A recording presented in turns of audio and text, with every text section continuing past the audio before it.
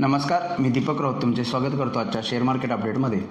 आज मार्केटनं परत पुन्हा एक नवीन लाईफटाईम हाय आणि एक माइलस्टोन टच केला. 25,000च्या वरती निफ्टी बंद झाला. एव्हाना 25,000च्या अबावच मार्केट ओपनिंगला सुद्धा झालेलं. मार्केट गॅपअप पॉझिटिव्ह साईडला ओपन झालं 25,080च्या आसपास. पण ओपनिंग पॉझिटिव्ह झाल्यानंतरनं मात्र मार्केटमध्ये फारशी काही मजबूती बघायला मिळाली नाही. मार्केट सक्षम राहिलं नाही फर्दर न्यू हाय स्केल करण्यासाठी आणि मार्केटला हायर लेवलवरून मायनर थोडीशी डीप प्रॉफिट बुकिंग आली. 25,000च्या थोडंसं खाली आलं आणि 25,000च्या आसपास सस्टेन होऊन बंद झालं आजच्या तेजीचं. कारण काल US फेडरल रिझर्वची जशी मी म्हटलं मीटिंग होती, कालच्याही व्हिडिओमध्ये म्हटलं की अपेक्षित आहे की सप्टेंबर ते डिसेंबरच्या दरम्यान व्याजदर कट होतील 1 किंवा 2 वेळा. तर सप्टेंबर ऑलमोस्ट डन आहे असं वाटतं. फेडरल रिझर्व्ह चेअरमनच्या स्पीचमध्ये सप्टेंबरमध्ये रेट कट होईल अशा पद्धतीचे वक्तव्य फेडरल चेअरमन्सकडून झाल्यामुळं US मार्केटमध्ये सुरुवातीला चांगली तेजी आलेली आहे जस्ट आफ्टर अ डिसिजन. पण ती तेजी थोडीशी ओसरली त्यामुळे मार्केटची रिॲक्शन सबड्यूड राहिली. पण पॉझिटिव्ह मोमेंटम आहे मार्केटसाठी. लाँग टर्मला पॉझिटिव्ह आहे. शॉर्ट टर्मला थोडंसं बघणं गरजेचं आहे की मार्केट ह्या रेट कटला घेऊन कसे असेसमेंट घेतं. एक रिसेशन फिअरनं रेट कट आहे, स्लोडाऊनच्या फिअरनं रेट कट आहे का थोडंसं इन्फ्लेशन कूल ऑफ झालं म्हणून रेट कट आहे. ह्या सगळ्या गोष्टीचं असेसमेंट नंतर मार्केट फर्दर मूव्ह घेईल असं मला वाटतं. ज्या पद्धतीनं आज मार्केटची रिॲक्शन आहे, जर एकदमच मार्केटसाठी बुलिश असतं तर निश्चित मार्केट नवीन हाय करत वरती गेलं असतं. पण ज्या पद्धतीनं रिॲक्शन मार्केटची थोडीशी डल राहिलेली आहे त्यामुळे मला वाटतं थोडंसं कॉशियस राहणं गरजेचं आहे. पण मार्केटचा मेजर अपट्रेंड कंटिन्यू आहे, इंटॅक्ट आहे मोमेंटम. त्यामुळे बाय ऑन डीप ही स्ट्रॅटर्जी आहे. पण हायर लेवलला प्रॉफिट बुकिंगची सुद्धा संधी येतात, तिथं प्रॉफिट बुक केलं पाहिजे. FIDIच्या ॲक्टिव्हिटीमध्ये आजचा FIDIचा डेटा अजून अवेलेबल नाही.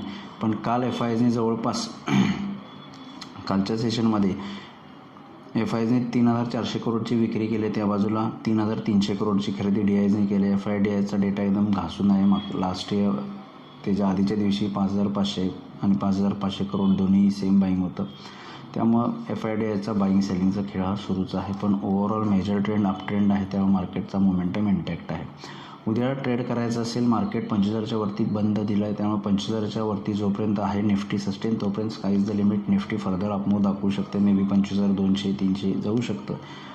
25,000च्या खाली आलं तर एखादी मायनर डीप 24,900 ते 850पर्यंत निफ्टीला उद्या येऊ शकते.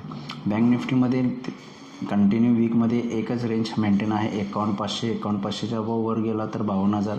51,500च्या खाली आला तर 51,200 ते 51,000पर्यंत बँक निफ्टी येऊ शकते. या रेंजमध्ये बँक निफ्टीची वाटचाल राहील असं मला वाटतं. आज NSEमध्ये 784 शेअर्स वाढलेत.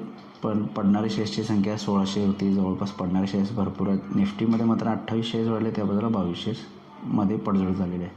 सेक्टर इंडिसायझेस IT सेक्टरला थोडंसं मायनर प्रॉफिट बुकिंग आहे. बाकी अदर सगळे सेक्टर जे आहेत ते बँक निफ्टीसारखे साईडवेज ट्रेड केले. पण मिड कॅप आणि स्मॉल कॅपला 1% मंदी बघायला मिळालं. त्याचा परिणामी NSEमध्ये डिक्लायनिंग स्टॉक्समध्ये आपल्याला जाणवून येतो आहे.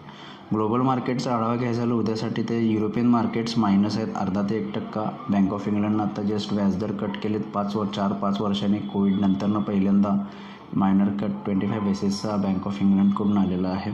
त्यामुळं युरोपियन सेंट्रल बँकेकडून व्याजदर कट आलेला आहे. बँक ऑफ इंग्लंडकडून सुद्धा आलेला आहे. आता US फेडरल रिझर्व्हकडनं सुद्धा सप्टेंबरला व्याजदर कट होईल हे निश्चित झाले.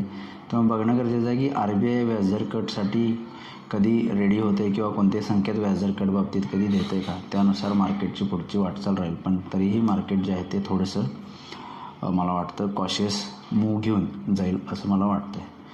तर बघूया मार्केटसुद्धा कशा पद्धतीने बिहेव होते. माझा व्हिडिओ ऐकला त्याबद्दल धन्यवाद. माझा व्हिडिओ जास्तीत लाईक करा, शेअर करा, माझ्या चॅनल सबस्क्राईब करून डेली अपडेटसाठी बेल आयकॉनला क्लिक करा. धन्यवाद.